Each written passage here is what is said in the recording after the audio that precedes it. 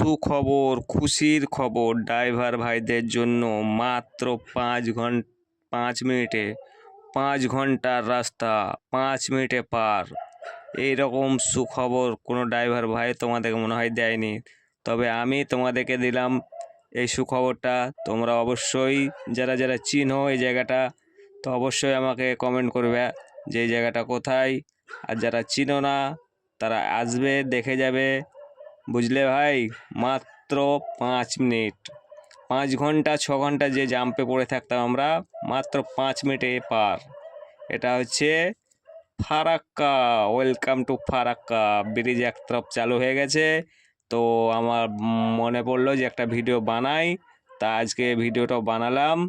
তো যারা দেখোনি এখনো অবধি তারা অবশ্যই আসবে এই ফারাক্কা ব্রিজে ঘুরতে, ঘুরে যাবে। ঠিক আছে ভাই, খোদা হাফেজ, ভালো থাকো।